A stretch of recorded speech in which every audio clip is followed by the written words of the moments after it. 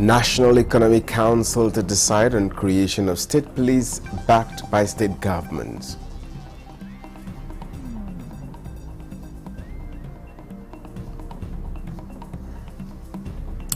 President Tinubu to present 2025 budget proposal to National Assembly.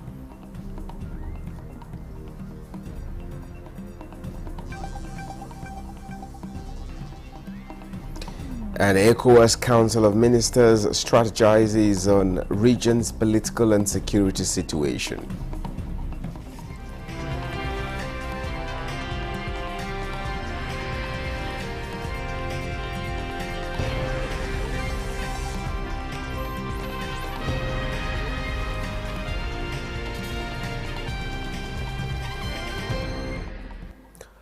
Hello and welcome. This is the late evening news at 11 on NTA News 24, reaching you live in Abuja, Nigeria's capital. My name is Justin Bemunyi. The clamor over the years for state police in Nigeria is gaining more traction, with majority of the state governments expressing support for the establishment. This is a major outcome of the National Economic Council NEC meeting for this Thursday at the State House. State House correspondent Musbaud and Wahab reports. State governors and other members met apparently for the last time in the year on the platform of the National Economic Council, NEC.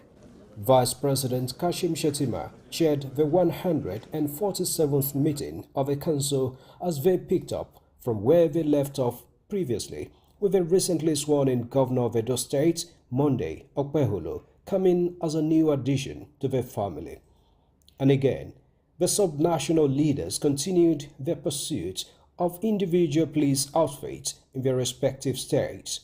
With reservation in some quarters, albeit it has been a protracted issue on the table, but now gaining more momentum for takeoff, as 35 states have now made their positions known to the Council on the establishment of a state police. Virtually most of the states are in agreement with the establishment of state police in Nigeria. But today the Council have decided to step down the discussion until the next Council meeting, because we need to come up with a report from the Secretariat. And after the report, there will be deliberation in the next NEC meeting. Minister of Arts, Culture, Tourism and Creative Economy was a special guest for her presentation to the Council. The Federal Ministry is seeking collaboration with the subnationals in identifying and developing historic sites with the potentials of becoming creative villages in their respective states. To be known, like I said, as Renewed Hope Creative Villages. And they were able to put forward justification for this initiative. I mean, not only do they believe it will create jobs, it will also enhance, the revenue of the various locations, and by extension, revenue generation for government. It will bluster, tourism potentials, a lot of tourist attractions, and it will also be able to put forward our very rich cultural immersions. The Ad hoc Committee on Flood and Other Nature-Induced Disasters, chaired by Kogi State Governor Usman Ododo, submitted its report to the Council. And noted the implementation of some of the recommendations made by the committee, especially the provision of financial support to states and disbursement of funds to the line ministries and the agencies of government to address flood issues in the various states. The report elaborately noted. There were other presentations to the Council, including that seeking repeal and replacement of the existing Act of Parliament establishing the Revenue Mobilization and Fiscal Allocation Commission. From the State House, Musbao and Wahab, NTA News. Now, President Bola Tinubu will on Tuesday next week lead the 2025 budget proposal before a joint session of the National Assembly. President of the Senate, Godswill Akpabio, announced this during plenary Thursday, as National Assembly correspondent Lami Ali reports. His Excellency, the President of the Federal Republic of Nigeria, has indicated his intention to bring the 2025 budget proposals and estimates to a joint sitting of the National Assembly on 17th day of December 2024. Following the announcement, the Senate resolved to adjust sitting time to 10:30 in the morning and thereafter proceed to the Green Chamber for the joint sitting. Senate has, in the meantime, urged the Minister of the Federal Capital Territory to suspend demolition exercises except those ordered by courts of competent jurisdiction following a motion from Senator Ireti Kingibe. The demolition, according to the FCT authority, was informed by illegal structures and non-development of allocated plots of land by the FCT administration. The Minister of the Federal Capital Territory to suspend forthwith further demolitions of structures except those ordered by the courts of competent jurisdictions until the ad hoc committee constituted by the Senate to ascertain the propriety or otherwise of the exercise concludes its investigation and interferes with the FCT administration.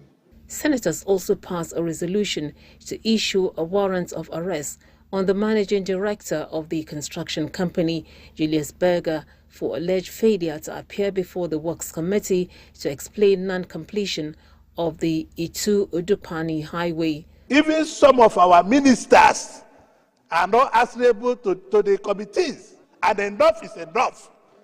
We should query these ministers and ask Mr. President to drop them. Julius Berger, they bidded for a job, they were awarded a job, they were paid taxpayers' money, they showed up on site briefly, and they left the site. Julius Berger Nigerian PLC has neglected and refused to honor invitations to provide details of their role in the Udupani Itu Highway project. The reason for the decay in our infrastructure in this country is because of the recalcitrant attitude of our contractors. A bill to establish Federal College of Education Igbekebo in Ondo State, sponsored by Senator Jimo Ibrahim, and another seeking to strengthen career and technical training for Nigerian students, sponsored by Senator Sani Musa, have passed second reading. We are short of teachers, and there is need to have specialized schools that train teachers, and the people of Igbekebo in Ondo South Central District need this even yesterday. The Ministry of Education, in collaboration with the Ministry of Labor, will design training programs targeting high-growth industries such as ICT, renewable energy, manufacturing, healthcare, and agribusiness. The Federal Orthopedic Hospitals Act Amendment Bill also passed second reading. From the National Assembly, Lami Ali, NTA News.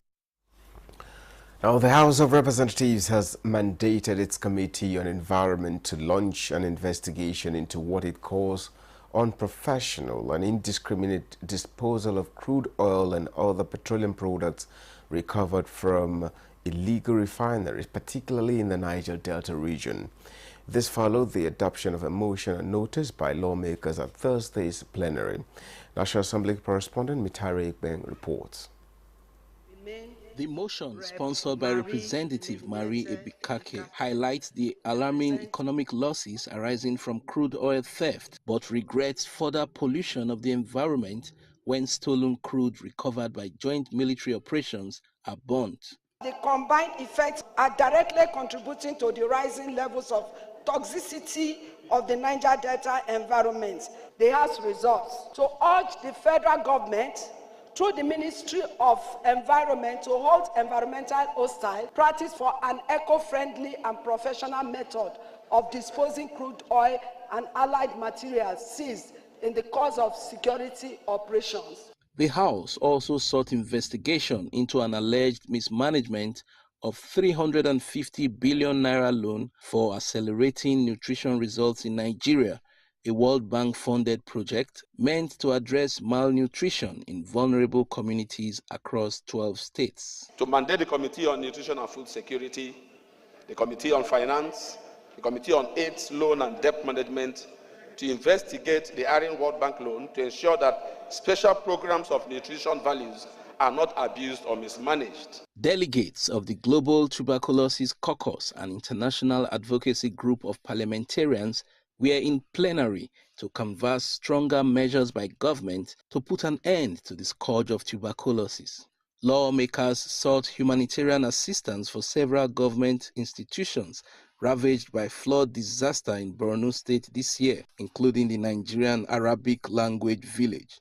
Federal Ministry of Education, Federal Ministry of Humanitarian Affairs and Finance approve immediate release of funds from the service-wide vote to the Nigerian Arabic Village for the procurement of all potential and essential items required for the resumption of its operations and academic activities. 15 bills were passed at Thursday's plenary, including a bill for an act to regulate corporate social responsibility in Nigeria and a bill for an act to amend the Nigeria Deposit Insurance Corporation Act 2023 to bring it in line with current realities. From the National Assembly, Mitaire Ikben, NTA News. Now, in the current efforts to have a better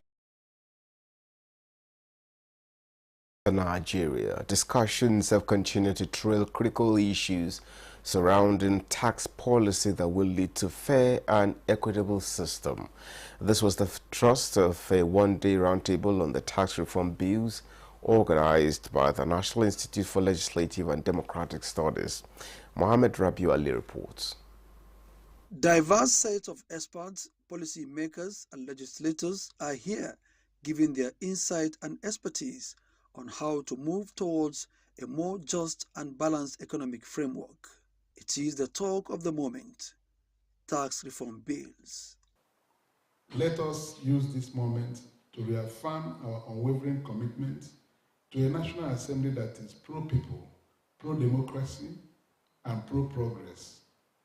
As great Nelson Mandela once said,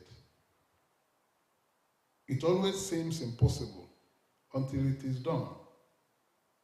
My dear friends, together we can make this impossible possible with these tax reforms.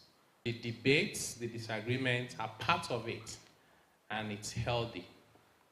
So the prospect that we have from this is to empower the Nigerian people, protect vulnerable and poor people, facilitate economic growth, and to ensure that we have the revenue to run government. Other panelists call for consultations, amendments, and proper clarity on the legal provisions of the tax reform bills. While the tax reform bills have garnered an unprecedented level of public scrutiny, the controversy surrounding the bill underscore the realization by the Nigerian people that there is a need for a fair and balanced tax system that mirrors the specificity of the Nigerian society. They believe that strengthening tax administration through automation and use of technology to facilitate the tax return process, reducing paperwork and human intervention will go a long way in blocking leakages. In Abuja, Mohammed Rabiu Ali, NTA News. We'll now take a short break. We'll be back in a moment to stay with us.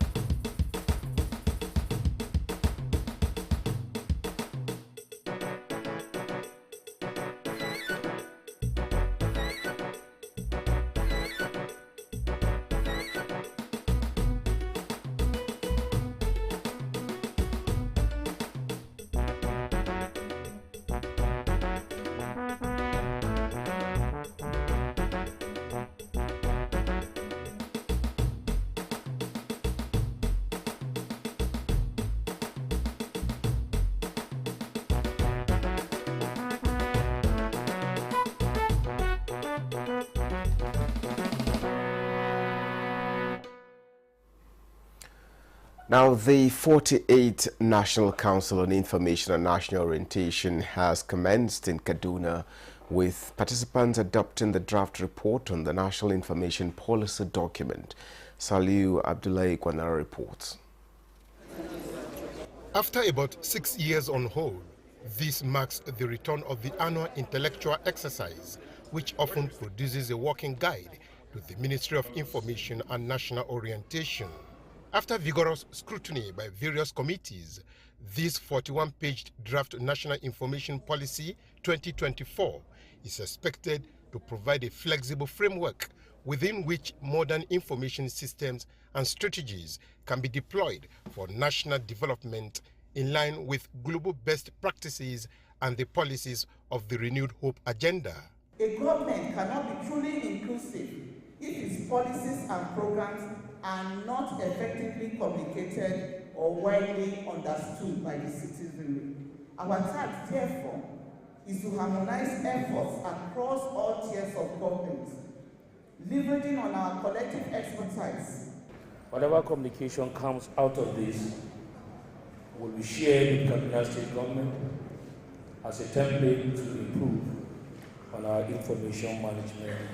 In addition to the work of the committee, broad-based stakeholder input was obtained from all the parastatals of the ministry, which significantly enriched the policy document. We were happy that the President Minister of Information and National Orientation has attached so much value to the meeting, and we are here today in Kaduna to look at the policy direction of information sector in the country, vis-a-vis the development in the country, technology-wise, and also the right of Nigerians to free information, access to information, and of course, free and seamless flow of dissemination of information from government to the governed, and vis-a-vis from the people to the government too. We have a clear mandate, which is to key in to the 5-point agenda of the Honorable Minister of Information and National Orientation, and above all of the Renewed Hope agenda of President Bola Ahmed Tinubu, which is also very clear about taking Nigeria to the next level. The Renewed Hope agenda has come up with a lot of very, wonderful policies that will actually see, the country through. So with information, what we decimate, what we say out, how we'll be able to tell the world where Nigeria is in all sectors, it's a plus for us. The National Information Policy seeks to provide a framework to guide the regulation and functioning of all public communication systems in the country and provide solutions to the challenges and opportunities in a society driven by evolving technology. In Kaduna, Salihu Abdullahi Gwanara, NTA News. Now, ECOWAS Council of Ministers met to address regional concerns. Minister of Foreign Affairs Yusuf Tuga stresses the need for greater cooperation to support African businesses and promote intra-regional trade. Garba Natala reports that ministers of the West African sub-region will submit reports for ratification before the Authority of Heads of State and Government. With determination and having the political will, ECOWAS remains committed to providing sustainable development in the region. Chairman of ECOWAS Council of Ministers, Yusuf Tuga, who happens to be the Nigeria's Minister of Foreign Affairs, declared the 93rd session open with a call on all member states to ensure of creating an enabling environment for the private sector to thrive. Yusuf Tuga, however, says transactions and trade between member states is relatively low.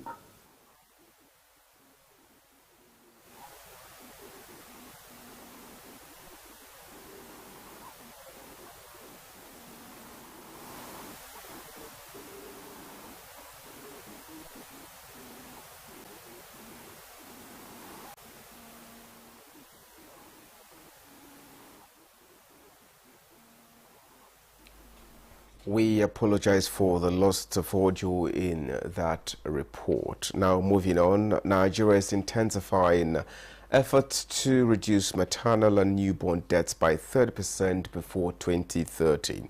To achieve this, Special Advisor to the President on Health, Dr. Salma Ibrahim Anas, is convening a high-level meeting with key community actors from 3 of the most affected states. Uche Gochuku brings the details. The bleak statistics of maternal and newborn deaths in Nigeria remain a present concern. Despite ongoing efforts to achieve a 30% reduction by 2030, progress has been slow, hindered by persistent barriers.